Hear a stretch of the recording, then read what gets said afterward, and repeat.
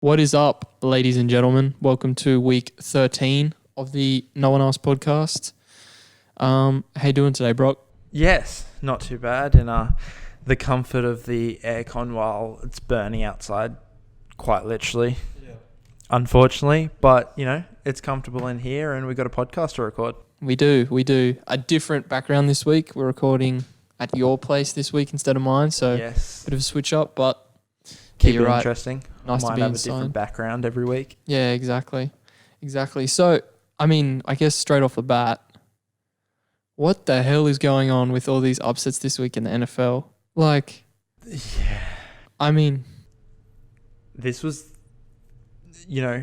just upset after upset. Every single game just went against predictions, went against the obvious, and in many games, I think you've got them listed there. It was just surprise after surprise. Yeah, it was. Steelers beating the Rams. I know that the Steelers defense has made a massive turnaround since they got Minkah.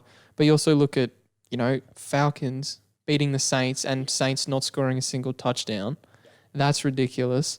49ers, Seahawks, that wasn't really an upset. But, Titans over the Chiefs, that's ridiculous. It's Tannehill's come in clutch. Yeah. Tannehill and Fitzpatrick for Miami are the greatest quarterbacks in the league. Oh, and that's another one too. That's another one too. Bloody Miami over beating the Colts. Yeah. We can't explain it because it makes no sense. Miami beating the Colts, that's because Brian Hoyer played terribly. He had no T.Y. Hilton. Brissett, the normal starting quarterback, is out. That one's explainable, but there's no way the Falcons should be beating the Saints and the Saints not scoring a touchdown when the Falcons defense has been one of the worst all year. And then, looking at it, Breeze passed 50 times or 40 times and the Saints rushed 9 times between their two, or 9 or 12 times with their two starting running backs. Yep. It's ridiculous. And I don't know, what did you think of the game? Okay. Well, I think we should go through this logically, and I guess we start off with the Falcons Saints, Right. And I actually don't know where to begin. You go the Falcons, who, let's put it this way, this is how I expected them to play from the get-go. When I made my Super Bowl prediction that they were going to be there and they were going to be a fantastic team, this is the type of Falcons that I did expect to see. Yeah. And it hasn't come until randomly after a bye week, both Saints and Falcons off the bye, that they decide to put it all together. Up until this point, they'd had 7 sacks all season and they sacked Breeze 6 times in one game. Yeah. The defensive line just decided to rock up. Passing rush, the pass rush has just come together all of a sudden, I guess. And even Devontae Freeman going down, I think he's going to miss the next 2 or 3 weeks, and still coming up against all the odds there. And I don't know. I think you look about it in perspective, and it's kind of Falcons are this good. Yeah. I don't think I have any doubt about that. I don't know if you do. But Falcons are just this good. They have a fantastic team. They hardly have any weaknesses. Yeah. But they just haven't put it together all season. Dan Quinn isn't the greatest coach, and I feel that's maybe what it comes down to a lot of the time. But it just hasn't worked thus far. And, you look at the other side, Saints, defense wasn't that bad, but Kamara and Breeze not being able to do anything all game, especially with how much they were feeding Michael Thomas. I think he had 13 receptions. I think that was it. Yeah, 13 for 152 or something. Yeah, and still not being able to pull anything off. Yeah. I think you look at it and you look at the Falcons and they have like you said, they have a far better squad than how they've performed this year, but they have game changers. Matt Ryan is a game changer. Devontae Freeman is sort of getting back to that level, but obviously he's injured again now. But, they have Julio, and their defense has some pretty big characters on it. I don't think the Saints have a game changer, if you know what I mean. I feel like Breeze and Thomas are really... I think Kamara is their game changer, and I think him being banged up or hurt, whatever the situation is, he's playing hurt. I don't think, how many times did they rush with Kamara? They rushed 4 times. 4 times with Kamara. So either he's... I think it was just that the game was already too far gone. Yeah. Second quarter and the final quarter was when Falcons put on their points. So exactly. I don't understand why they're not rushing with Kamara most of that game. Yeah, and I think he's banged up, and I think the fact that they obviously know that, and they're trying to reserve him but keep him out there because of what it adds. I think it's a similar situation to the Rams, which we'll obviously get into a bit later on, but it's a situation where Drew Brees and the weapons around Drew Brees need a running back who gets respect in the play action, in everything else. And if Kamara's injured or being rested because he's injured, that's really what's been hurting, the Saints, and what hurt the Saints in this game is that basically when you have a guy like Kamara, you have to rush him at least 12 times if he's fit. Yeah. He's a minimum 15. Minimum 15, guy. But minimum 15 touches between receptions and rushes for sure. Exactly. And when you're not getting the ball to him, it takes away so much of their offensive game that it leaves Brees to try and get it done. And Brees, notoriously, he's coming back from injury, and he notoriously has a noodle arm essentially at this time of the season. He did take time off, but at the end of the day, that was because he was battling an injury. And I mean, just not being able to force it deep. I think Thomas is good, but I think Thomas is starting to show that he's also in that game manager level, I think, as a wide receiver. Yeah. I don't know how many times I've seen Thomas, run a slant and take off for a 60-yard touchdown. Yep. But, I mean, he's like it is. Him and Kamara are guys that turn a 5-yard play into a 10, 12-yard play because of how they can bust tackles, and that just wasn't happening against this Falcons defense. I think really what it was is that both off the bye week, or I think Saints were off the bye week, I think they underestimated the Falcons massively, and I think the Falcons took a good week off. Yeah. But instead of training and whatever, they actually just sat back, enjoyed themselves, which is tend to be the case on a bye week. But I agree. And I think, historically, I think off the bye week teams aren't necessarily great. And I think we saw it here. Yeah. Where Saints are playing at home, they get the bye week, they get to chill and actually spend time with the family, that type of thing. Where Falcons are also on the bye week, but are preparing for the next week. They've now got to go on the road to the Saints, prepare for that big game week ahead. And I think that was probably half the difference. But you also you think even if Saints perform badly, you still expect them to put on 25 points on this Falcons team that is extremely poor. Yeah. Has been this season anyway. Exactly. That's the thing. Or even, not even if it's just 25 points, the Saints should be able to score a touchdown. They are one of the most electric offenses in the league. And I think it just comes back to the fact, like you said, off the bye week, Saints were complacent, rested up. And then the Falcons, I think this win really shows how much Dan Quinn means to the whole team, and if not, just the defense. Yeah. They obviously want to keep him there, and they know that if they continue to lose, he's gone. So they have to fight for him, and I think that's really what it just come down to, is that the Falcons defense actually showed up this week and wanted to play for their coach that they want to keep. But again, I don't know. It was a shock, really. Just question 2 to add to it. Do they want to keep him? Well, because from a lot of what I've heard and seen, it's kind of revolved around Dan Quinn's issue. But at the same time, they've had this issue in the past, 3 of their coaches since the Super Bowl loss. So yeah, whether it comes down to the players or the coach, I don't really know. But I also don't like or respect Dan Quinn enough, I guess, to think that he's, good enough that it's the players' problem. Or I don't know. I think, I don't obviously have that massive of a soft spot for Dan Quinn, but I think the kind of coach that he is, where it's a defensively coordinated head coach, I think that's sort of dying out in the NFL now, because everyone wants the head coach to be best buddies with the quarterback. I agree with that, but you can also look at the Steelers, who have Mike Tomlin currently. Yeah. And is managing to put it together. True. They finally put together this defense that's working, and, the offense is just stumbling block after stumbling block with quarterbacks injured and James Conner getting injured and, all the rest of it, but still managing to put it together. And defense, head coach isn't the worst thing in the world. I'd actually, maybe like you say, nowadays we want it to be best buds with the quarterback, and that's what we love to see with McVay and LaFleur with Rodgers and Kingsbury with Kyler Murray. But I don't know. It's a whole team to look at too. Yeah, exactly. I think it's most enjoyable to see a head coach that's best buddies with the quarterback. Oh, yeah. But does it mean you're a better team? Yeah. It's arguable. Yeah, exactly. And I think, we'll get into the Steelers Rams now, but I think just to summarize, like, it's really a shock. I don't know what the Falcons are going to do going forward, whether, this is a genuine turning point or what, because who do they have coming up on their schedule? Falcons have, this week, they've got a matchup against the Panthers. So that's going to potentially be a high scoring game that I think could fall either way. I think Kyle Allen's had a few weeks where he hasn't been great.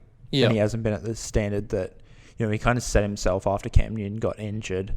But, he certainly could put it together this game where, Falcons historically this season have been a team that just concedes big points, but they didn't do it against the Saints. So yeah, exactly. And I mean, looking forward, Falcons' next 5 is Carolina, Tampa at home, Saints at home, Panthers at home, and then 49ers. Carolina's next 5 is Falcons at home, then Saints away, Redskins at home, Falcons away, and Seahawks. So essentially, I mean, I don't know whether the Falcons will turn it around. Sorry, but if they do and they make a run at this, the only team in front of them is, I think, Tampa, and they have one more win than them. I mean, Falcons, if they can turn it around from here, is ridiculous, but I don't know. They're too far gone. This season's a write-off, and to be honest, and I feel like we're kind of, we've made the argument that there's no point in tanking. Yeah. But I feel like you get to this point in the season, it's like, you shouldn't tank from the start of the season, but it gets to this point where you're never going to make a playoff run, and do you really have anything to prove? Yeah. As long as you're happy with the players and whatever, no one wants to lose. So tanking doesn't make sense in that regards, but it's not the worst thing in the world. Like, you look at the Falcons, they're a team that should be going for the Super Bowl.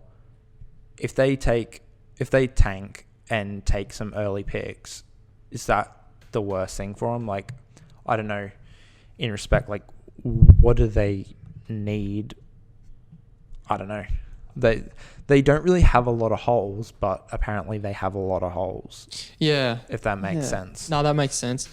Really, that's it. Like, just that's why it's shocking that the Falcons beat the Saints, is that they're not doing as good as they should, but there's no clear reason to point out why. Like, you can argue it's the play calling, some players on defense, but really it's like, I don't know. I think it's just a down season for them. I think the biggest thing is, I think Falcons will turn this around. Not to the point that they're ever going to make the playoffs, and I don't even see them getting an even record. Right. But I still probably see them getting another 3-4 wins in the remaining, 7 games.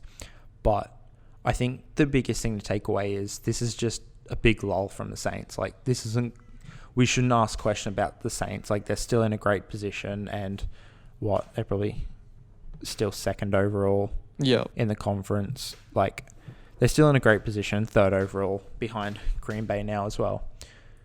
I think Saints just do this every season, that they have a lull game. And last year it was the first 2 games I think they lost in a row. Like, they took the big loss to Tampa Bay. Yes, where that's Fitzpatrick went for like 4 or 5 touchdowns or whatever it was, which was insane. But I think Saints just have a couple off games each year, but it's not going to change anything long term this game, I don't think.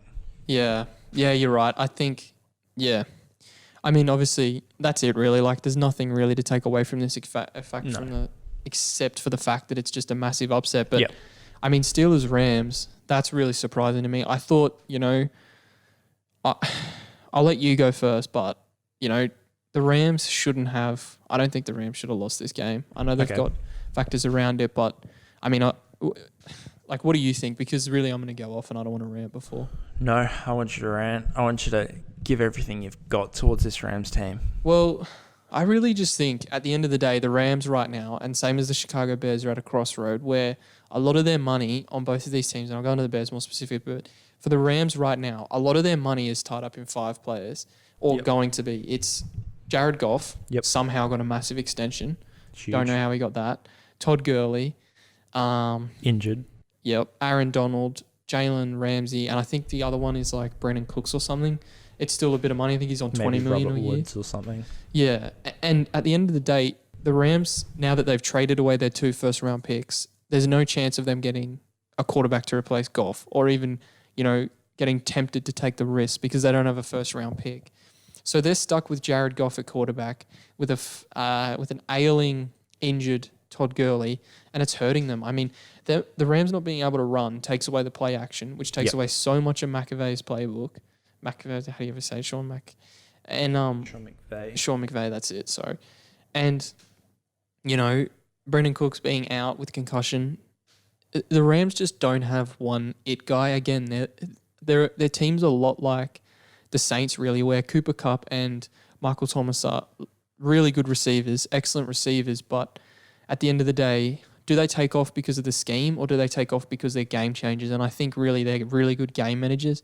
I think they have the potential to turn into it, but I mean, without Todd Gurley there, that takes away so much for the Rams, and they're at a crossroads now where if Gurley continues to go downhill, which is more than likely, I think, we're getting into week 11 and he's still on this rest management thing when they're nowhere near playoffs. I think that's the most concerning part, is that if he's injured and he's not playing now when they need to start winning, it's starting to get to the point where he's not being run at the point where where they need him to. This is a serious injury, and this is going to have massive implications for the Rams going forward, because it just means that they have half of their team, essentially. That's how much Todd Gurley means. And they've got a ton of money tied up in Jared Goff now, which after the game the other day looks like a terrible choice, but that's it really. I just think they're at a crossroads that they don't want to be stuck at. Yep, and I just want to quickly take a step back. Yep. You're right with the Brandon Cooks. He's tied up with $17 million to be paid next year. Wow. Which, as a third wide receiver for your team, is interesting. It is, considering that Amari, that's probably around the same amount of money that Amari and some of the other top receivers will be looking for in the market the next few years. It's the Rams just, I don't know. I think that's the problem when you make a Super Bowl run and don't win, is that you think, run it back. We got all these guys, we'll run it back. And I think that's what it is with Jalen Ramsey. Like, they've brought Jalen Ramsey in. They expect to pretty much be going straight back for the Super Bowl again. Yep. But, Jimmy G isn't hurt this year and San Fran's taking off, and we'll get to the San Fran-Seattle game eventually, but Seattle are looking like one of the best teams in the league as well. Mm-hmm. Like, Rams actually, we both predicted them to make it out of the division still and make a wild card spot. But we also predicted them that they'd probably be beating the Steelers last weekend. Yeah, exactly. So you're in a predicament of, we actually have to raise some questions and suspicions of, are they even going to make the playoffs? And if they don't, do you know who that looks really great for?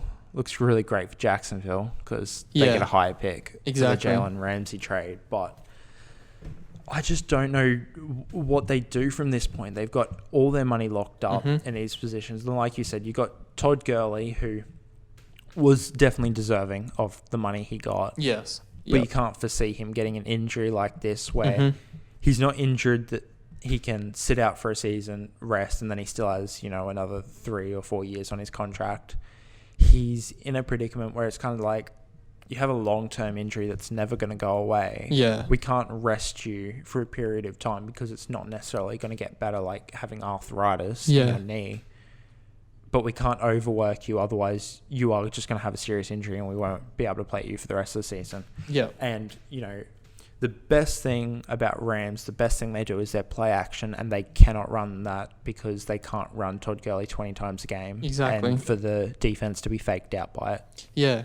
And that's another thing I'm going to say too. I haven't really looked into the stats too much, but I think the Rams defense has definitely taken a step back this year. Yeah, I think in Ndamukong Suh being gone and being, I don't know, not even a great player necessarily. He's a really solid player, but we didn't think there was going to be this much implication from it. But I think at the same time, like Marcus Peter and Aqib Talib have been off or injured this season so far, and they had a lot of changes, like with Eric Weddle, but I thought that was going to be a great signing, and it was the first 3 weeks when they were 3-0. But they started off the season 3-0, and they're now 5-4. So 3 games into the season, we weren't having these questions at all. Yeah, and that's the thing. It's, you look back now, and you remember that they flipped Marcus Peters anyway to the Ravens, I'm pretty sure. So, they're down. Talib got flipped to the Dolphins. So, really, their number one corner now is Jalen Ramsey. And it's kind of their only corner. Yeah, genuinely. Because, You know what? Looking towards the draft, I think they need a corner, but I don't even know when their first pick's going to be. Yeah, well, I'll tell you this much. I don't think, this is a very hot take, and I don't like jumping from one take to another the next week, but I think the Rams showed their true colours, or basically the implications of their current situation last week against the Steelers. And losing that game, how they did with Gurley injured, if that continues, I don't see this team making playoffs. And if they have a decently high first-round pick, they should just take a running back. Just take a gamble. I know they're weak at corner. You just, listen, at the end of the day, Sean, how do you say his name again? Sean McVay. Sean McVay, he needs a good running back for his scheme and for his team to work well.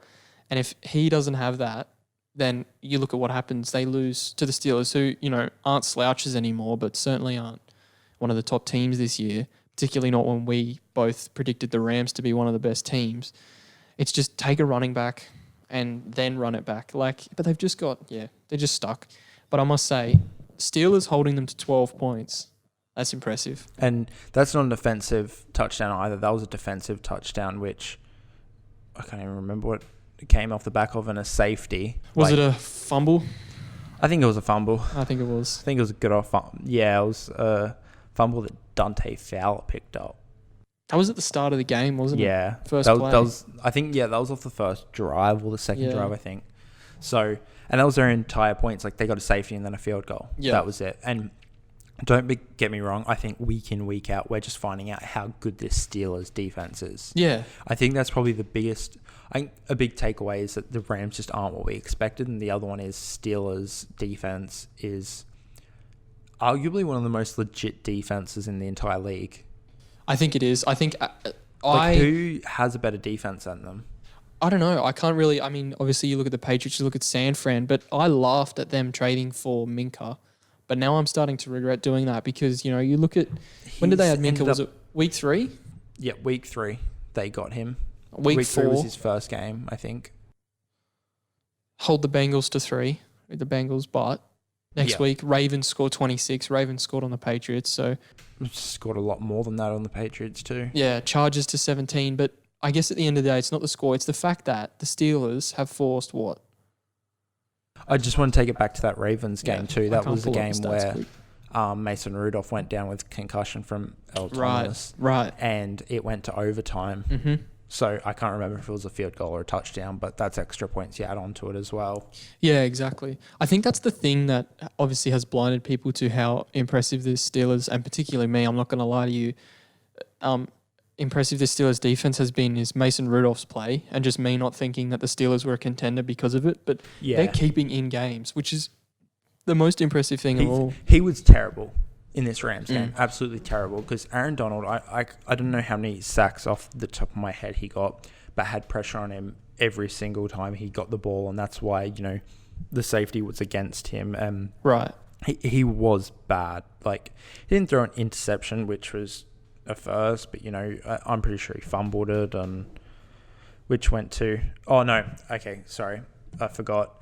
The touchdown came off... Marquise Pouncey overthrew the snap. Ah, yes. And it went way off to the middle of nowhere. Yeah. And was the easiest touchdown Dante Fowler was ever scoring in his career. Yeah. So that was the situation there. But it's just all over the place. I know, and I think, this is the one thing. I think I still look at the Rams. They have a defense to make playoffs, realistically. And so do the Steelers. But they're stuck in that boat where their quarterback's not a game changer. I don't even think Goff or Rudolph are really game managers. It's just put them out there and hope that they, play well enough. That might be a bit disrespectful to Goff since he made a Super Bowl run, but also that's with a fully healthy Todd Gurley, and now we're sort of seeing his true colours. But I think that's the biggest thing is that Steelers and Rams defense, particularly Steelers, is massively legit. But it's just that they have Rudolph at quarterback. Yep. That's their biggest issue. That's the only thing. Like, if they still had Big Ben, they probably wouldn't have made the trade for Fitzpatrick. I'm guessing. But that's what it comes down to. If they had a decent quarterback, even a solid backup like a Jacoby Brissett, they'd potentially be topping this division, even with how good Ravens are. Because they would have beat the Ravens. Like, okay, this is the way I look at it too. And if we want to go through their games, and I've said this a couple of times already on the podcast, but just to reinstate, and I think as the season goes on, it's actually more believable with how good we know they are now. Yeah. They lost to Seattle by 2 points, and that was when Big Ben went down at halftime. So Right. they played half a game with Mason Rudolph unprepared and still only lost by 2 points. Yeah. Then they lost to San Fran by 4 points, which Shit. San Fran went 8-0, so that looks a lot better now. Yeah. Lost by 4 points, and that was with Mason Rudolph and James Conner fumbled it on the goal line, which gave San Fran the victory pretty much. Yeah. Then, beating the Bengals, and then they lost to Ravens, which Mason Rudolph got concussed in. Yeah. Like, all 3 games that they've lost this season, actually, they've lost a fourth to I'm not even sure who the other game, no, not the Chargers. Was it the Saints? No. No, it was to the Patriots that I just forgot to add into it as well, which was just a blowout. But if those games go differently, they actually look like a really good team. Yeah, like exactly. That has them sitting at 8-1. Yeah, you're not wrong, actually. And that's a big jump, all down to their quarterbacks changing in like each of those games. Like 2 quarterback changes, which I think they would have beat Ravens and they would have beat Seattle. Yep. And then it's just the San Fran game, which is a fumble. Can't foresee that. So fair enough, San Fran won that game. But just, talking about Minkah Fitzpatrick this season, like he's got 2 forced fumbles, 5 interceptions, and it doesn't have it right here, but a ton of pick sixes. Yeah. Like a ton of, touchdowns to the house. Like he's got 3, maybe it is, which, is more than a lot of offensive players this year. Yeah. When you look at someone like Odell Beckham, who's meant to be crazy good, and I think only has 1 touchdown this season. Yeah. Minkah Fitzpatrick on defense with 3 or 4, I think. It's interesting. It is. And I think that's going to be, I think this weekend is the biggest test for Steelers and Browns to see how their season is going. I think Steelers defense definitely has the better matchup this week. Just, at the start of the year, if you had told me that the Steelers defense matching up against the Browns offense would have been a fair matchup, with the fact that the Browns now have Baker, OBJ, Jarvis, Kareem Hunt too, I would have laughed. But now I look at it and, you have to look at Freddie Kitchens' play calling and how terrible it's been. And I'm not going to go on another Browns monologue, but I think if the Steelers can just shut the Browns offense out of this, they'll run all over. I think they will run all over the Browns defense this weekend, or tomorrow actually, or whenever the game is Friday. And I think, that just, you're right. It shows how legit the Steelers are just purely based off their defense, and it's solely because of Minkah Fitzpatrick. Yeah, and I think that's where all the changes come from. Yeah. Like, you watch him and you look at his interceptions, and I think 2 or 3 of them have not been him reading the play really well and getting a snap. He sits behind, like, you can see who the receiver is that's going to get the ball, and he sits just behind him. Yeah. And it means the cornerback's got this one-on-one matchup and somehow continuously manages to, like, flip the ball up in the air. Minkah Fitzpatrick is sitting right behind, just opportunistically waiting for it, and he does it all the time and just getting the easiest interceptions because the ball just jumps up to him. Yeah. Like, I don't know if you've seen the one against the Rams. The ball, like, came to the receiver, bumped up, went over the back of him, and Fitzpatrick didn't even have to move. Like, it just fell into his arms. Like, he's just always in the right spot, which is ridiculous. And then, last week against the Colts, he had his 96-yard pick 6, and he's just fantastic. And this was a defense that was pretty good. I think you got to change the camera, but I'll continue to speak. The defense is completely legit. You've got this defensive line that even with Stephen Tuitt been injured, like Bud Dupree has stepped up, and both ends, like the linebackers as well. Like Devin Bush had an awesome start to this season, and he's gone a little bit quiet now, but is still doing absolute work for this team. And you got TJ Watt, who, is putting pressures on pressures. Like, he's got the 3rd most sacks in, like, an individual game this season. I mean, not sacks, sorry, quarterback, can't think of the word, quarterback pressures. Yeah. Only behind his brother, JJ Watt, and Jadeveon Clowney after his game last night against Jimmy G.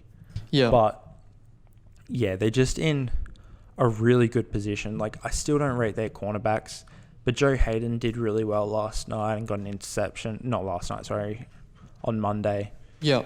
But it's Mike Tomlin too. Like, a lot of respect has been put on his name because after all the controversy with Antonio Brown, Le'Veon Bell, and the thing that was going on with Big Ben as well, there was a lot of questions asked about him, and he's completely turned that around. And yeah, he's currently looking like a great head coach, and that's what you get from a franchise that's run so well, like the Steelers are as well. Exactly, and I think the biggest thing that helps I think Minkah Fitzpatrick has had a massive impact, and I think the greatest thing for it is that you had 2 weeks of the Steelers defense not looking that good, and then he comes in and they look ridiculous. Yep. I think if the fact that if we didn't have so many quarterbacks performing as well as they did, I think he'd really be in the front running for MVP. But I think right now he's easily the defensive player of the year. I think touch wood. I hope it continues because obviously Steelers is one of those franchises when Big Ben went down, you sort of smile because it means that I sort of got a bit happy because it meant that the underperforming Browns had a better chance. But now I look at it and I'm like, if the Steelers can actually make a playoff push with this team, I think that's insane. I think, like you said, full credit to Mike Tomlin because his ability to keep the team running when he had all the controversy last year and in the off-season and all these questions. And they just keep making good moves and trusting Mike Tomlin and the team to do well. And I think it's starting to shine through now. And I mean, who do the Steelers have coming up? They got the Browns this week. Browns, Bengals, Browns, Ravens, Bills. If I'm reading that right. Yeah, that'd be right. That is 5 very winnable games for this Steelers defense. And if Mason Rudolph...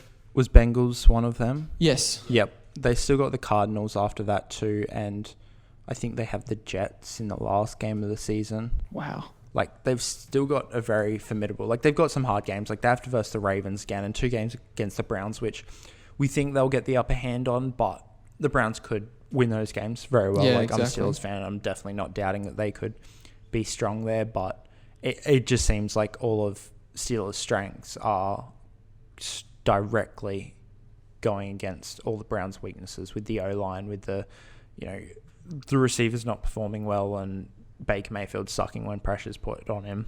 Yeah, exactly. But they've got a great run home because, like, you think about it now, they've already versed the Patriots who are 8-1. They've already versed San Fran who are 8-1. They've already versed Seattle who are 8-2.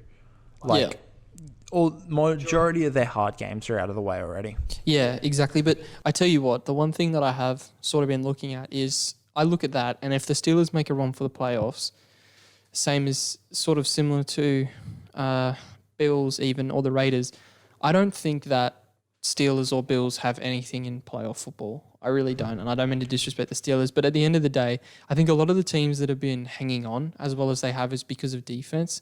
And I think when it comes to playoffs and you need a quarterback to shine, I think that's where the Steelers are going to get hurt. And I think, agreed. You look at New England, Tom Brady's not changing games, and that might actually be something that, continues to develop as the Patriots' schedule gets harder because they've had a very easy schedule so far. Yep. Is that, it starts going back on a Tom Brady and he hasn't shown that he can be that guy who's going to save him this year. No, and he looked really bad against the Ravens. Yep.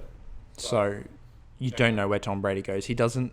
I'm sure we'll see him back in the Super Bowl and he'll get his clutch factor back and be unbelievable. But we have to see if that comes to shine. I just don't think it will during this season. No, neither do I.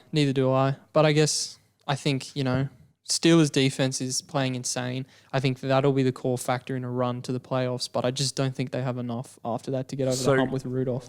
Question, we've already seen a close game with the Ravens. Like, I'm just thinking about it. Like, we look outside of the Patriots, we're predicting 3 very offensively orientated teams in the Ravens, Texans, and Chiefs to make the playoffs. Can the Steelers defense shut any of those teams down? And I think they're going to be lucky to make the playoffs. Yeah. I doubt they're going to beat any of those teams. But is there potential? Is there actually potential there? Like, close game against the Ravens. Yeah. I reckon you could. It's hard to shut down Deshaun's magic. I reckon. Could you shut him down deep in the secondary? I think the biggest thing. Their O-line's still terrible. It's just going to come off the back of And what I predicted, Deshaun's going to be fantastic. Yeah, that's it. And that's sort of what I was trying to get to with that point is like the Steelers defense will essentially take everything out of that game. But then basically when it's playoff football, that's what happens. I think the Ravens, Texans defense is all right. Chiefs defense is all right. I think they have the pieces or the coaching to sort of neutralize or try and shut down, the matchups that they'll have. But it'll just be the fact that Steelers have Mason Rudolph under center. Bills have Josh Allen. Ravens have Lamar Jackson. Texans have Deshaun Watson. And the Kansas City Chiefs have Pat Mahomes. When it comes down to it, I think Mahomes, Lamar, and Deshaun all have what it takes to sort of win a playoff game. And I think that's really going to be the difference. And, you look at the Chiefs against the Titans, Mahomes really was they didn't win, but Mahomes' defense played terribly, and the dude threw for like 400 yards or something. I think we should, definitely move on to that. I think the biggest letdown for the Chiefs was the special teams. Right. Like, they missed 2 or 3 field goals, and one of them was the final one that would have tied up the game but got blocked and, finished the game off, and they could just kneel for the rest of it. But their special teams was so bad. Right. And it was even like, so one of the missed field goals was a guy, the snapper snapped it back to him and just snapped it too low. Yeah. And the catcher couldn't catch it and place it in time for the kick to come through. So he ended up catching it, standing up and just throwing it out because he didn't have a choice outside of that. Yeah. The special teams were just awful. If they hit any of those 3 field goals, they draw or win that game. And I think there might have even been a extra point that was missed, or maybe I'm thinking of another. Actually, no, there was extra points missed on both teams as well. Yeah. So that was the biggest letdown there. Patrick Mahomes just, first game back and was phenomenal. Yeah. Per usual, but their defense is just terrible. I think it's odd. I think it just comes down to the game plan, and Andy Reid's a fantastic coach, but is there an issue there? Because when Patrick Mahomes is on the field, he's going long range, getting touchdowns, but the defense seems to do nothing. Mm-hmm. But when it was Matt Moore there and Patrick Mahomes was injured, they actually seemed like they had a solid defense. Yeah. I think you're right. There is something in that. There is something in the fact that the defense is hearing all day, every day from everywhere that they're listening. Pat Mahomes is the best player in the NFL. Pat Mahomes is one of the best. Pat Mahomes can do everything. That's definitely got to go, into the back of their heads. And then they think, this tackle that we could have stopped, this run that we could have stopped for 1 yard, we'll just let go for 5 because we have Pat Mahomes. Yeah. I think it's just complacency due to the fact that their quarterback is as good as he is. And, I think you're right. But like you said, Andy Reid's game management, here we go. Let me look at the last drive for the Chiefs. It was a missed and blocked field goal. Yeah. Now, and their second, so, they're out of the game. Sorry. I don't know what I'm trying to say. But I'm just going to continue. With the special teams thing, they kicked that field goal. Yeah. If Patrick Mahomes wins the toss, they probably win the game. Exactly. Pretty simply. It's definitely not down to Patrick Mahomes why they're bad. And that's probably pretty obvious because he's the MVP for a reason. Mm-hmm. But there's so much wrong with that team that, I don't know. I think you had them making it to the Super Bowl, and it's the reason why I just can't see them making it to the Super Bowl. Yeah. Yeah, I think there's so much wrong with that team outside of Patrick Mahomes. This is really harsh, and they do have some great players on their team. But outside of Travis Kelce, Tyreek Hill, and Patrick Mahomes, they're a really dull lineup. Yeah, I think they do have a few weapons in the defensive line, but Chris Jones, Frank Clark, obviously they brought him from Seahawks. Yeah, they were the two that I was thinking of, especially Chris Jones. He completely changes the defensive line, but they just don't seem to put it together anywhere when Patrick Mahomes is on the field. And maybe you're right. It's Patrick Mahomes scores a touchdown. They go, hey, we only have to hold these guys to a field goal and we're winning, but they end up conceding a touchdown or, something like that. But to lose it to the Titans and Ryan Tannehill is beyond bad. It is. It's embarrassing. Let's put it this way. the Dolphins dropped Ryan Tannehill at the end of last year. Yeah. And he just beat Patrick Mahomes. What? I think the most alarming fact is that, Kansas City's defense let the Titans have 225 rushing yards, and Kansas only had 97 themselves. So again, it comes back. To be fair as well, though, but Derrick Henry went for 2. I know he got a 68-yard touchdown, and there might have been another long range, but that definitely inflates the stats. Yeah, it does. But still, the run defense lets that up. And I think, Kansas not rushing, Kansas had 25 rushing attempts. Titans had 26. Titans went nearly 10 yards a carry. Yeah. Like, that is ridiculously terrible. And, just the fact that Andy Reid can't seem to manage a game, I think he's got stars in his eyes for Pat Mahomes, and he's just happy to put him out there and say, hey, let's throw this. And he just gets stunned during the game, and then he just doesn't look at the scoreboard because he's eyeing off Pat Mahomes as he throws a perfect 88-yard pass to Tyreek Hill off his back foot. And, we all do that, but is it worth it when you're going on to lose by 3 to the Patriots or the Titans or whoever it is that Mahomes shows his magic against only to lose? Yep. And, I think Chiefs are still a playoff contending team. I think... Oh, they're definitely in the playoffs. Although there's even questions about that. Like, there's questions being raised because it's so close now. Like, are the Raiders going to overtake the Chiefs? I don't think so. I don't think so either, but are their records the same now? Well, they might be, to be honest. I think they're both 5-4. Yeah. I don't know, man. Oh, no. Kansas City's still 6-4, but...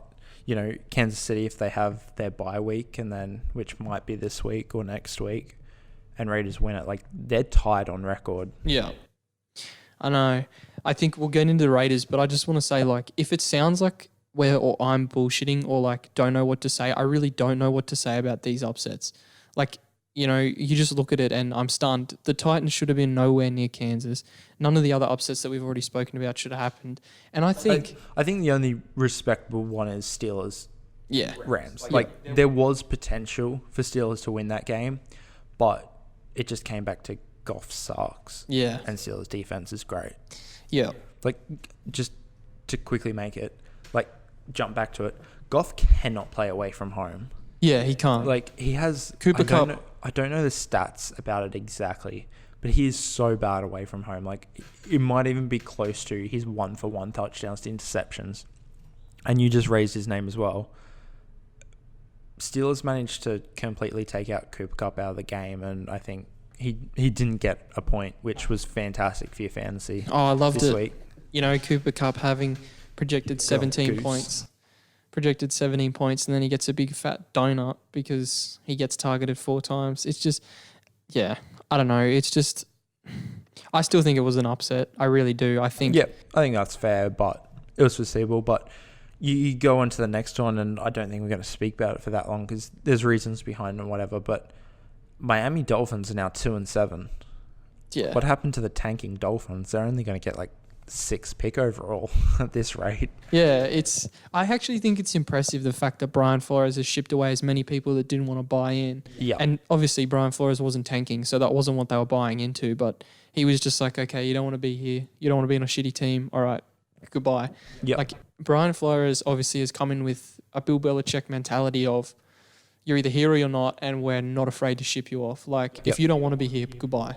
Yep. And that's the thing. Now, the Miami Dolphins are building around Brian Flores. They're not building around Kenyon Drake. They're not building around and that's Minkah. The best thing for them. It is. And I think that's what makes whoever they pick in the draft so interesting is, obviously people are going to put titles on. They're trying to build around Tua. But there's still a lot of things that they have to do first before, I think, like you said, if the Dolphins have 3 picks in this year's draft, they should just take O-linemen and wait another year for a quarterback. That's the thing it comes down to. And I agree with that. But I'm looking at this point in time that the fact that they're playing Fitzpatrick over Rosen, and I'm making the assumption that Flores doesn't want Josh Rosen.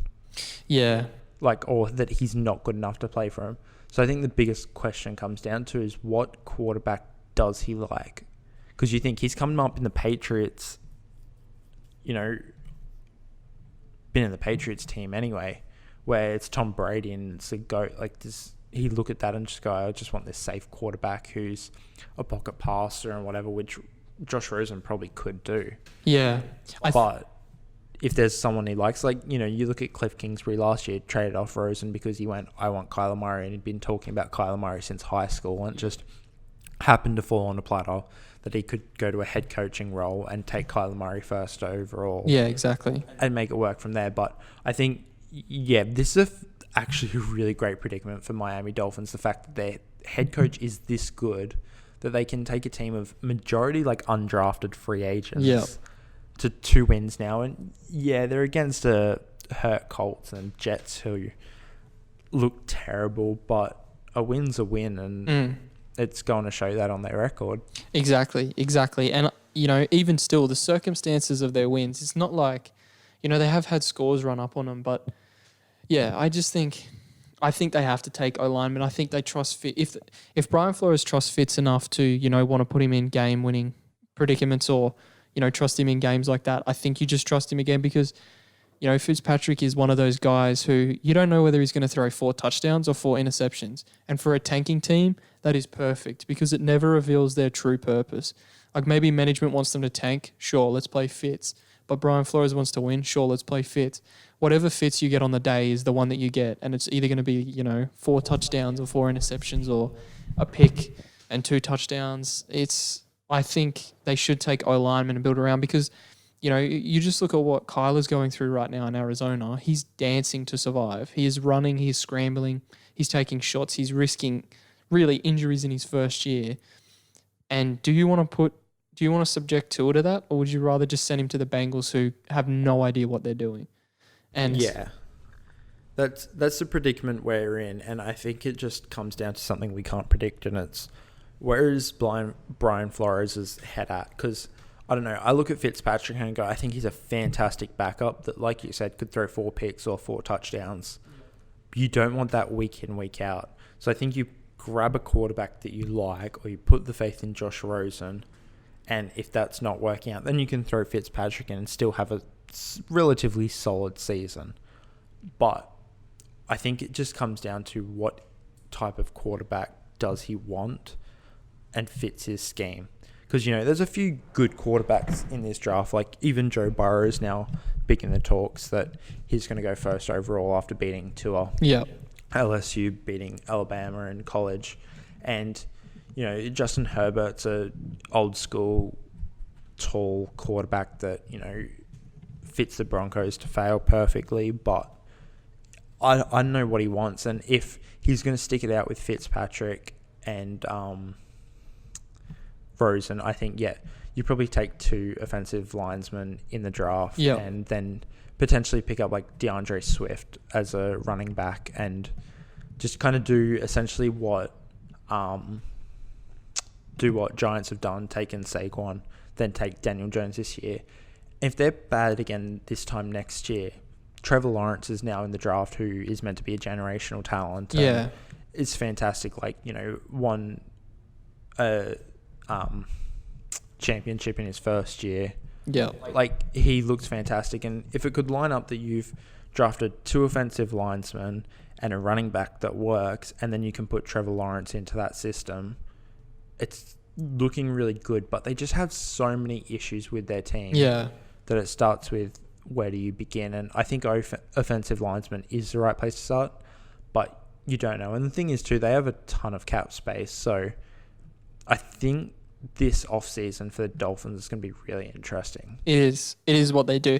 I think at the end of the day, Brian Flores wants to win, and I think, you know, this is one of those, like you said, it's really a predicament, and in a way it sort of is a healthy one for them to have this much choice, but I think Flores is on a 3 or 4 year contract.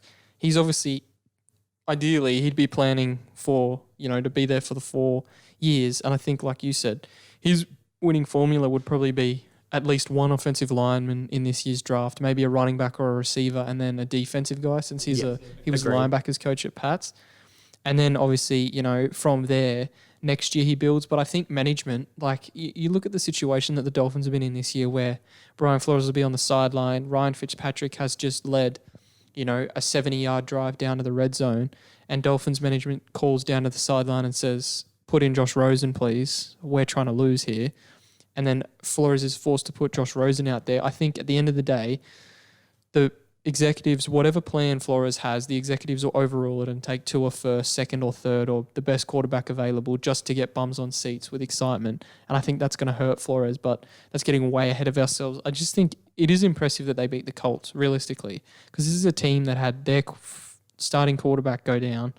Then their second quarterback has been injured. Brian Hoyer played terribly, but still the Dolphins defense in a relative bunch of nobodies got 3 interceptions on, a quarterback that's been in the league for 10, 12 years now. That's impressive regardless of who it is or who it's against or the circumstances around it. And, I think really just to sort of end the Dolphins talk, I don't know, impressive win, but I think they lose out for the rest of the season is my prediction. Yeah, I definitely think Dolphins, who knows where the rest of the season goes, it is quite frankly unpredictable. I think they probably only grab another 2 wins this season, but that's completely exceeding expectations everyone had for him. I think I'm just kind of looking at some of the free agents that are available. I think it'd be really interesting if they went and picked up Melvin Gordon. Oh, Melvin Gordon for the Miami running back. Don't have to worry about that in the draft. Mm-hmm. So now you're looking at a predicament. You could potentially get the quarterback you want, a receiver, and at that level you're looking at a Jerry Jeudy or a CeeDee Lamb or someone like that. Then you get a defensive player, or maybe, depending on how low you are, you might get Chase Young, which is phenomenal. So you get your defensive player, wide receiver, and then you can either take your quarterback or you can get another defensive player or, any combination really, yeah. Yeah, exactly. With 3 first-round picks, then second-round picks on top of it, you can pretty much do what you like. Yeah. And you're going to find some sort of success like the Raiders did this year. Exactly. And it's going to be so cheap for them too that basically, they can continue to cut whoever. If they can draft a player who performs at the same level of a guy who's on $6 million, but they're drafted players on 2, that just opens up way more cap space. I would love to see him go for Melvin Gordon, to be honest. But, how much will you want to get paid? Yeah, that's the thing.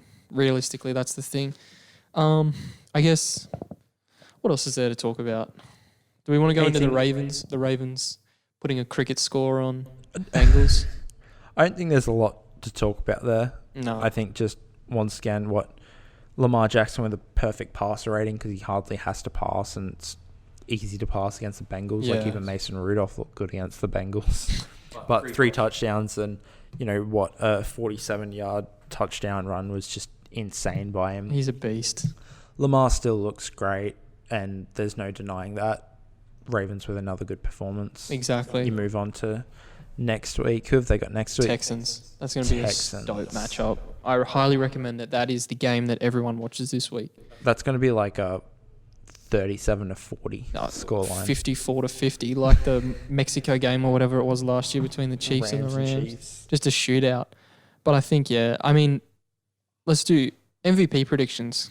MVP. Where are we looking for MVP? My captain obvious, and I should just worn the jersey, but is Russell Wilson all the way. I actually don't have any doubts about it. He's got 2 overtime winning drives now. He's 8-2. He's got the most touchdowns in the league. He's sitting at 25 touchdowns, I think, and 2 interceptions. Yeah. He's got, I think, 2 rushing touchdowns on top of that. It's Russell Wilson all the way. He's been the most clutch quarterback. Any pretty much statistic you look at, he's winning.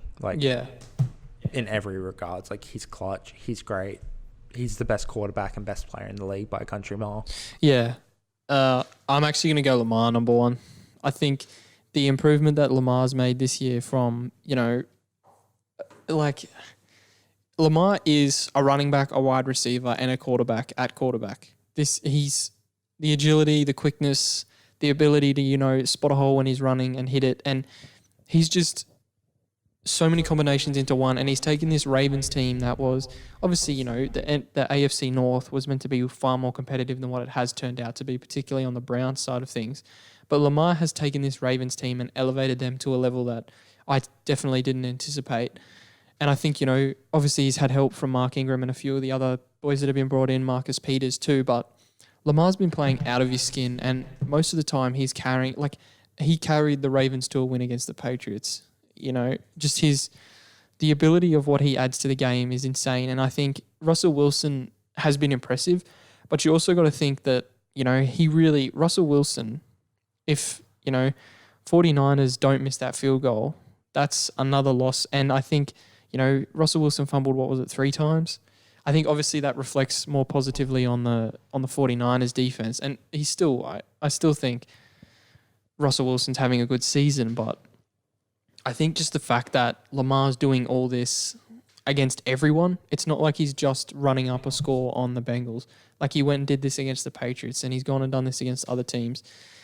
And I think, you know, Russ has been impressive, but I don't know. I go Lamar 1, Russ 2. I got Christian McCaffrey 3, just because he's been carrying the Carolina Panthers, and then basically just whoever else you want to list a quarterback who's been impressive. Deshaun probably at 4. Yeah, I agree. I'd probably have Christian McCaffrey at 2, and probably Deshaun at 3, and maybe Lamar at 4. Fair. I just think as much as Lamar has been fantastic, let's just look at his stats for a second, passing wise.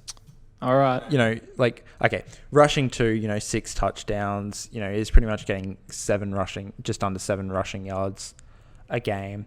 But you know, you talk about fumbles. I'm not sure what Russell Wilson has exactly, but, you know, Lamar's fumbled it 4 times, 6 rushing touchdowns, 15 touchdowns to his 5 interceptions. Like, he's got a 3-1 and, you know, 101 quarterback rating, 65% completion. Like, and this is versus Russell Wilson. I'll quickly pull up. You know, he's 23 touchdowns, 2 interceptions, 114 quarterback rating, 68% completion, 3 touchdowns. Like, yeah. I think, but at the end of the day, you also have to take into account, I think, you know, Wilson wins the eye check and he wins the stats check. But I'd say Lamar probably wins the eye check because Lamar just looks more fun. Yeah, true. But still, like, they're both carrying their teams to wins when really, you know, did we have that high hopes for the Seahawks going into the season? I don't think we anticipated the 49ers being as good as they have, but I think we sort of predicted the Seahawks to be, you know, wild card potential, and I think we had the same level for the Ravens, maybe even not making playoffs or just missing. Yeah, with Steelers, well, we didn't expect Ravens to be that good because we expected Browns and Steelers to be good. Exactly. But, you know, it pretty much became what happened last season of Ravens took over because people weren't performing. Yeah, I think, you know, I don't know. I think the past couple of years, MVP and Offensive Player of the Year have been given to the same person, I believe. But I feel like this might be the first year where we get, I don't know, Russ win MVP and Lamar win Offensive Player of the Year just because they've both been that. Like, they're both carrying their teams to wins. And I think Lamar outdoing his projections, or what we all projected for the season, is what makes it more impressive. And the Sonny's on the sideline after he just carved up the Bengals. Granted, it's the Bengals, but this is a guy who made, you know, professional athletes who are training every day fall over as if it was a skating ring. It was just ridiculous. With his jukes and his spin cycle, like, it's insane. And Russ is doing the same, to be fair. Like, Russ is he's being just as good as ever in the pocket. He's evading pressure. He's, you know, outperforming, and whoever wins, it's a coin toss really, but I'd love to see McCaffrey win, in all honesty. I think McCaffrey's winning Offensive Player of the Year. Yeah, right. I don't think he's winning MVP, but I think he's going to get Offensive Player of the Year because the amount he's done for the Panthers is ridiculous. And he had a bit of a quiet game, and, you know, he could have won the game for him or drawn it up against the Green Bay, but, you know, fell a yard short because his offensive linesman got in the way. He's just been phenomenal, though, and we haven't seen a running back like this since, like, LaDainian Thompson, like, that far back. And I know I just butchers in his name, my bad, but for someone to have this much impact on one team, like, we haven't seen that for a long time. No. Like, even Todd Gurley the last few years has been beyond and above everyone else, and even Zeke or Le'Veon, but just not to this level. Both receiving and running duties. Like, he just does everything. Like, yeah, McCaffrey has been performing at a slot receiver level and an elite running back level. Like, it's not even like a dual running back. Like, you look at Gurley or you look at how much Zeke he played. Like, it's just been ridiculous, and I think the camera's turned off again, so I'll jump up and fix it. But yeah, I think, I've got Lamar, Russ, and then McCaffrey as my top 3 for MVP. But yeah, and I'll just quickly, while you jump up, I'll make a case for the young Deshaun Watson too. Like, I think he's in the same boat. Like, the clutchness that he's come up with throughout this season, like, he's been phenomenal also. So I think you've just got this situation of who can continue it on for the rest of the season and who pulls it up now, I guess, which, I don't know. I feel like Russell Wilson's going to carry it through every game, and the truth is he's going to have these close matchups week in, week out, where he's going to be throwing people to the game-winning drives and stuff, which I think, he's got the most game-winning drives this year and has been the most since 2012 or whatever. So I think that's a really big impact. But things also come down to like the storyline factor. Yeah, exactly. And let's look at, all of them have their storylines at the moment. Like, you got Lamar shut down Patriots and Russell Wilson shut down San Fran, and Deshaun Watson, he's now got no JJ Watt, and with everything his defense lacked, he's picked up for. Like, it's just this situation of who can carry it out for the rest of the season. And even looking at Deshaun Watson's stats, like, he's 18 touchdowns and 5 interceptions, which is same interceptions, more touchdowns than Lamar, and a higher completion rate and higher quarterback rating, and he's got 5 rushing touchdowns as well. So, like, you definitely see Lamar's the best runner of the 3. Russell Wilson's the best passer of the 3, and Deshaun Watson's like number 2 in both those regions, essentially. Yeah. So it's just a mix of what, continues on. But I think the biggest thing this leads for me, and I think this leads into, a number of other conversations that we won't have today, is that the pocket passer is dead. Yeah. The fact that the top 3 quarterbacks we have this season are mobile running quarterbacks. Yeah. I think that says a lot. And you know what? I don't think this even necessarily plays into Russell Wilson's thing for a storyline. But the truth is, Russell Wilson has created this, not created running back, because obviously there's people like Michael Vick and a few others like that who have been phenomenal, but really set it off for this region of, you don't have to just run, you just have to be a mobile quarterback who can evade in the pocket. Make sure you get outside the pocket and still be great. Like, you even look back 2 years ago, like the touchdown he threw, I think it was against the Falcons, where he pushed outside the pocket, was kind of like doing these spin dance backwards and evading 2 defenders, and then just threw the ball up, and his tight end, I think, came down with it, which I think led to, whatever it was. Like, he's really shown a way to play that now Deshaun Watson and Lamar Jackson are just following, but emphasizing that run even more so. And I think the truth is, looking at people like Justin Herbert and Joe Burrow in this, like, the potential draft this year, they're not going to have this same impact that people like Deshaun Watson and Lamar Jackson have. Yeah. And Patrick Mahomes also. Yeah, exactly. I think we'll go into more detail with that later, but essentially it's just the fact that the spread offense of, moving the ball from side to side, using every part of the field, come from college. So then, defenses had to get quicker to pick that up. And then obviously if you're drafting a slower quarterback and, you have a plug and drop defensive lineman who comes in and has an instant impact, he's getting after the quarterback. You have to be able to scramble or you're just getting sacked every down. Yep. And I think that's really what it's turned into, is that, the players that have been drafted with mobility are succeeding. The ones that aren't. Like Lamar's one, Kyler even is one. But you look at Josh Rosen, he's in that same boat that Herbert and Burrow are in, and he failed terribly at the Cardinals because the worst defensive line in the league. Exactly. This is the thing. These guys go from teams of 5-star recruits, really good offensive lines, just sit back there all day. They come to the NFL and they're being drafted to completely turn around a franchise with a terrible O-line, nowhere near the receivers that they had. Nearly every receiver on one of those top 6, top 8 college teams is a 50-50 guy in the NFL. The quarterback can throw a shitty throw at him, and because it's 50-50, he'll come down with it when they're playing their teams. And you get to the NFL, you look at Arizona, you have Christian Kirk. he's, good, but he's not a 50-50 receiver. And that's just what hurt Rosen, is the fact that he wasn't mobile. His O-line was terrible and his receivers weren't as good as he, was in college. And that is what's going to hurt Herbert and Burrow, I believe. But you're right. And even looking, I know Deshaun Watson took the most sacks last season, but Deshaun Watson, Lamar Jackson, I think Lamar Jackson has a bit better because he has people like Yonder and whatever.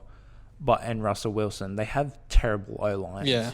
And it's kind of like the team doesn't even have to plan for the O-line because they just assume that the quarterback's going to be able to evade. San Fran have the best defensive line and put a lot of pressure on Russell Wilson.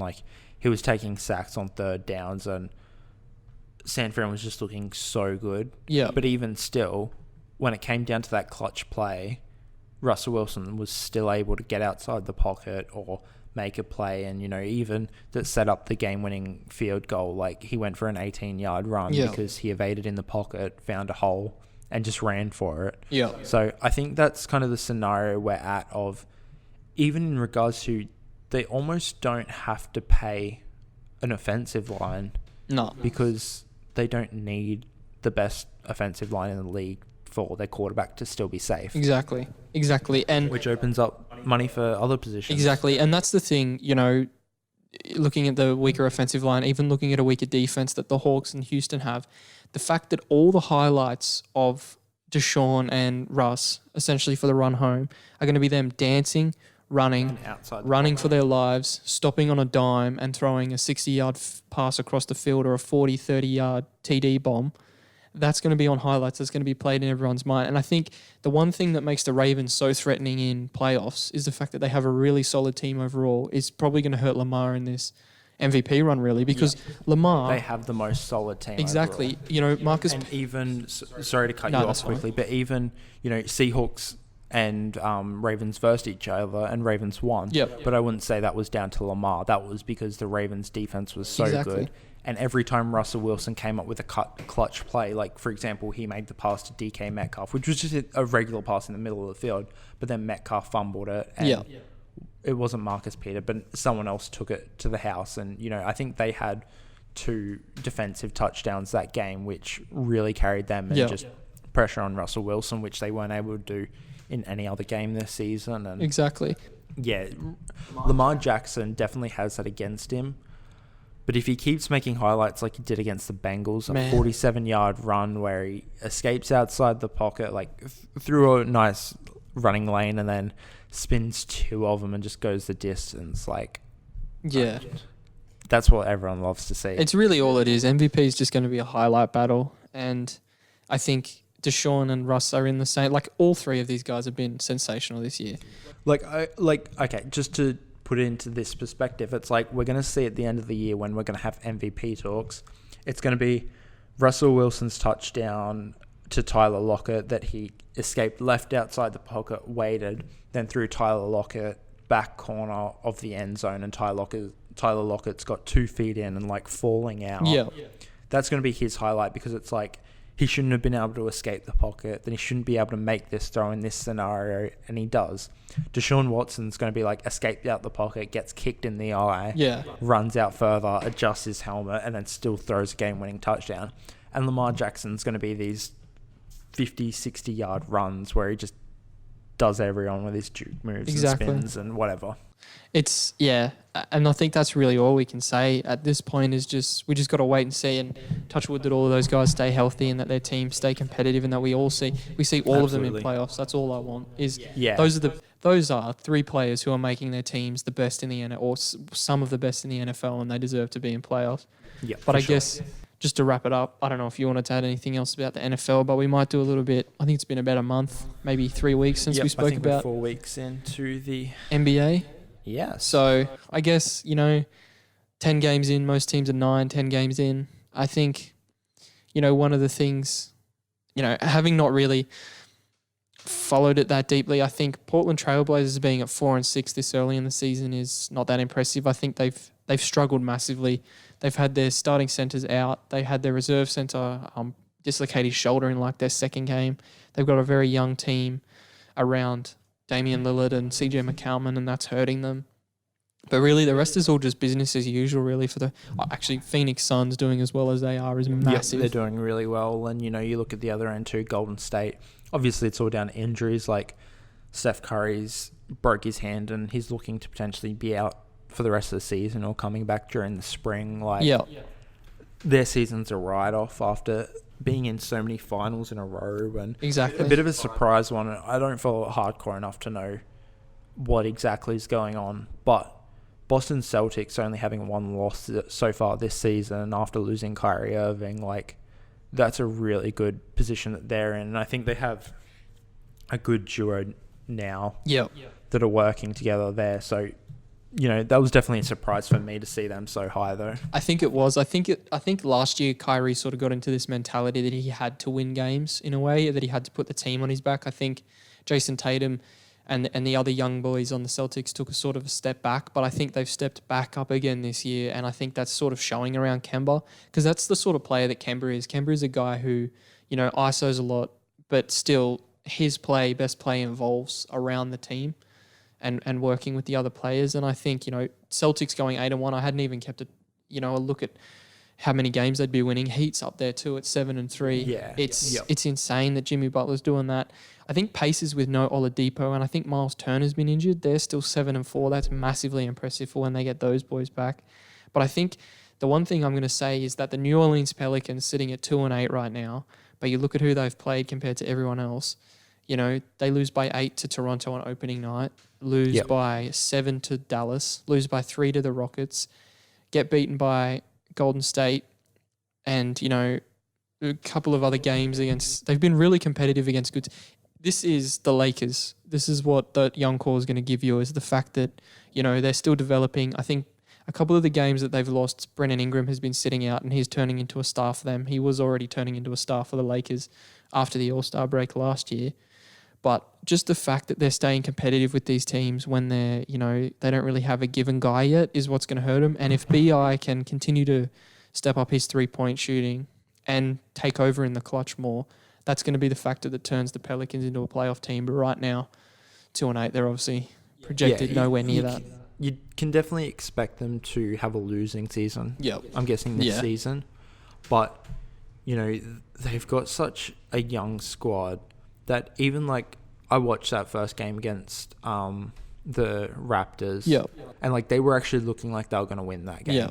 And, you know, Raptors lost Kawhi and have still been performing really well. Like, they've still got a winning record and look good overall. But, you know, they had so much depth to go with it that it just wasn't too much of a surprise that they're still performing. But, yeah, that first, like, opening night, Pelicans actually looked really good, and every game's only development. Like, you look at a team like Lakers, it's kind of like you got LeBron, you got AD. Yeah. And you need to win now. Yeah. Because in 2 years' time, these players aren't going to probably beat the Lakers, or, you know, LeBron might be retired, or, you know, anything like that. Where in 2 years' time, Pelicans are just going to have the same team and be in a way better position. Exactly. And especially if they pick up decent picks during the lottery or whatever. Yeah. Because they could be that low. Not that there's anyone crazy good again, like Zion Williamson, but, like, they're in a great position overall still. Exactly. And that's obviously something that I had only just thought about then, is that Zion hasn't been playing their games and they're only losing by 8 or 10 most of the time. They have had a couple of blowout losses that are disappointing, but, you know, the best thing, this is the ideal situation that Brandon Ingram wanted to be in this year, is that he's gone from a team with the Lakers where there was an expectation to win yesterday. He's gone to the Pelicans where everyone knows they're clearly in a rebuild now with no Anthony Davis.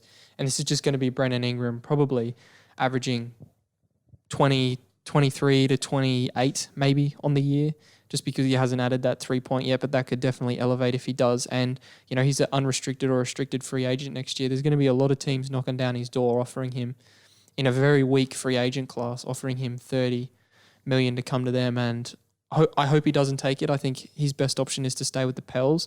But at the end of the day, this is just the ideal route for Josh Hart, Lonzo Ball, and Brandon Ingram to all turn into all-stars, and for Zion to shine when he comes back. So, man, I'm loving it. NBA every day. It's fun. It's tough to keep up with, though.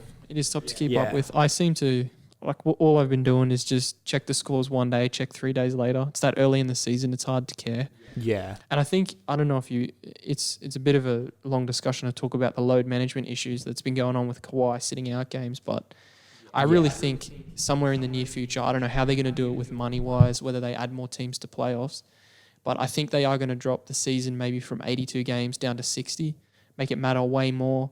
And it just, because that's, Kawhi played 55 last year. He sat out 30, whatever it is, 33 or 31 games. Oh, no, sorry. It's less than. Yeah. So I think they will drop down the season, and I think that'd be interesting. But really, NBA's back. NFL's still humming along.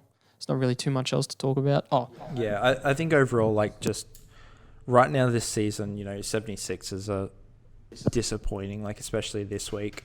They've definitely had a bit of a drop-off, but right now, and I think a lot of people were talking about at the start of the season, it's pretty much going to be who wins in LA. Yeah. Like, it's going to be, with the game management that you're just speaking of, Kawhi, he's probably going to play his 50 games again this season. Mm-hmm. Clippers are still going to be in a good position, and they're going to make the playoffs, and Kawhi's going to be great for it. Versus, LeBron and AD in this stack lineup. Yeah. Can they carry it through this entire season? Because they're going to be forced to play majority of the games until maybe the back end of the season if they're in a comfortable position. Yep. And then expect to be playing through all the playoffs as well. So it's kind of battle of LA at the moment. Really, it is. At the end of the day, I don't think, I'm surprised Houston's up that high with the struggles that they've had. I think Houston is in a predicament where they've traded for Russell Westbrook and now they're benching him because it suits Harden more. So it's a real interesting what the hell they're going to do there. That's the thing. And, I think we discussed it a little bit before the season started, but they're two of the same player. And obviously they both came from OKC, but they're the same player that, typically known as a bit of a ball hog, but a great shooter. Yeah. But what do you do when you have two ball hogs who can't shoot because they're not giving out the ball to one another necessarily? So, yeah, it's a bit of... You're between a rock and a hard place, but it's definitely a high-powered team. Yeah. That's for sure. I must say, I seen on Twitter the other day this video of the Rockets, sort of what offense they were running. It might have just been for, a couple of sets or whatever, but it was legit. They've built up a core around, obviously, Harden and Russ. It is now not Chris Paul, but of 3-point shooters, and all the offense was Harden dribbled it up from halfway.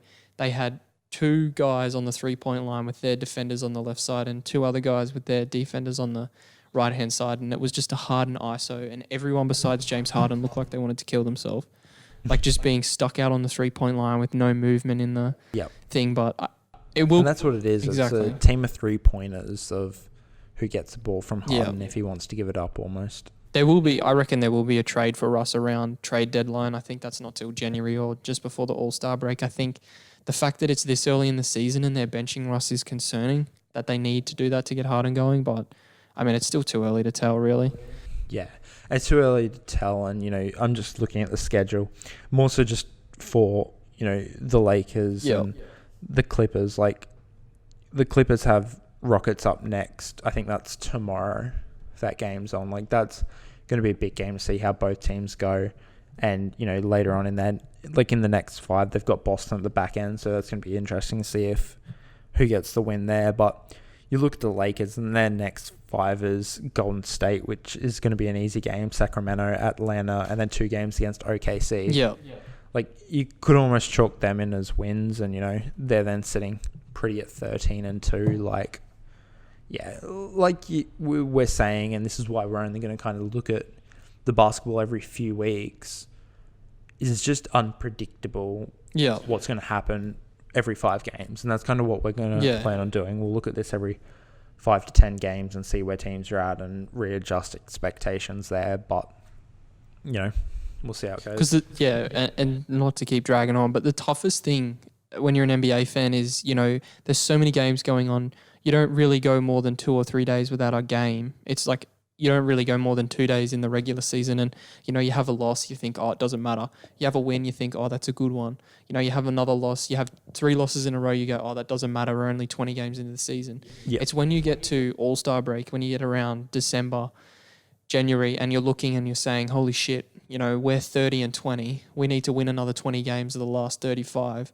that's when it really starts getting hectic. And, you know, that's sort of why I think they will shorten the season, because right now, this first 2 months doesn't really mean shit. It's just sort of establishing how the teams are going to go about it. Whether, you know, you look at the Lakers, who are running Davis and LeBron nearly 30, 35 minutes a game to win as much as we can early. Yep. I think that was the thing that we did stupidly last year with the Lakers, was we sort of let LeBron coast, and then it got to the season and we had to win. I think this year they want to go out, win, secure playoffs, and then just cruise from the All-Star break. Yeah. I think that's definitely the best way for them to go to. And I guess we'll see a little bit over the next 5 games, because they are 5 easy games overall. You just never know. Like, it's legit one shot. It's one bounce of the ball. It's a LeBron fadeaway that hits the rim and bounces out instead of bounces in that loses a game. And we could very well see them both rested for the next week. Exactly. Well, 2 weeks pretty much. Exactly. And, you know, them lose 3 of those games because they're playing a second squad against them, and, you know, completely messes with the season. That's what we mean by basketball not knowing how things are going. Like, you know, we look at the NFL and we do the recap and the preview every single week because it's an ever-changing thing, and every game means so much. Where, like you said, basketball, you lose a game, it's like, it doesn't matter till January. It doesn't matter till it's too late to make predictions. Yeah, until it's too late, exactly. So I think they're the predicaments the basketball's in. Absolutely. I think that's it too. Another back at 1 hour 20, but another good pod, I think. So absolutely.